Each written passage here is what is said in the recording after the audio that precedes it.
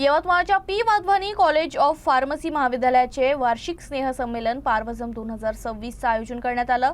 यावेळी दीक्षांत सोहळ्यासह सांस्कृतिक कार्यक्रम पार पडले। दरवर्षीप्रमाणे यंदाही पी वाधवानी फार्मसी महाविद्यालयात वार्षिक स्नेहसंमेलनाचं उद्घाटन आणि गुणवत्ता प्राप्त विद्यार्थ्यांचा सत्कार सोहळा आयोजित करण्यात आला होता। या स्नेहसंमेलनाच्या उद्घाटन सोहळ्यासाठी उद्घाटक म्हणून डॉक्टर पुष्पहास बल्लाळ, माजी सहाय्यक आयुक्त औषध व अन्न प्रशासन विभाग नागपूर हे उपस्थित होते। याशिवाय डॉक्टर दिनेश चापले, प्राचार्य Priyadarshini Chaturvedi college of pharmacy Nagpur आणि कार्यक्रमाचं अध्यक्षस्थान जगदीश वाधवानी, यवतमाळ जिल्हा विकास समितीचे अध्यक्ष आणि माजी उपाध्यक्ष नगर परिषद यवतमाळ यांनी भूषवलं।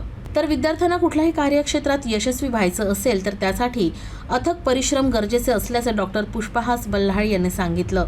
यावेळी महाविद्यालयीन समग्र माहितीचं बुलेटिन वाधवानीक 2026चं प्रकाशन करण्यात आलं। याशिवाय भव्य पालक सभा, माजी विद्यार्थी मेळावा आणि दीक्षांत सोहळा देखील या दरम्यान आयोजित करण्यात आला होता। याशिवाय सांस्कृतिक कार्यक्रमांचं सादरीकरण देखील करण्यात आलं।